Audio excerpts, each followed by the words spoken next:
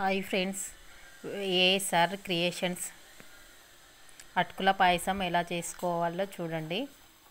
First అటుకులు వేసి నెయ్యి వేయండి. లైట్గా ఫ్రై చేయండి. తర్వాత పక్కకు పెట్టేసి మళ్ళీ ఆ నెయ్యి వేసి 2 టేబుల్ స్పూన్ పెసరపప్పు వేసి లైట్గా దోరగా వేయించాలి.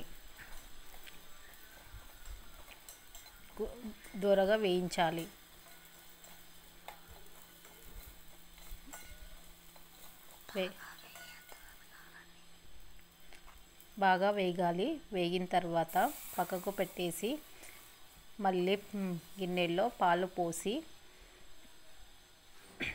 మరగనివ్వాలి. మరిగిన తర్వాత 2 టేబుల్స్ షుగర్ వేసి బాగా మరగనిచ్చి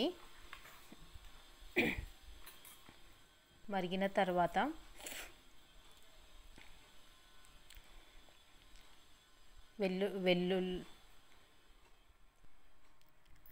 అటుకులు పెసరపప్పు వేయాలి. తర్వాత బాగా మరగనివ్వాలి. ఇంకో కడాయిలో కొంచెం నెయ్యి వేసి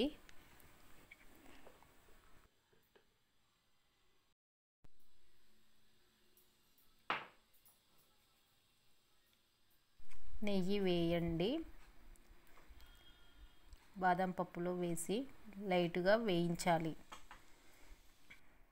తర్వాత పాయసంలో వేయాలి.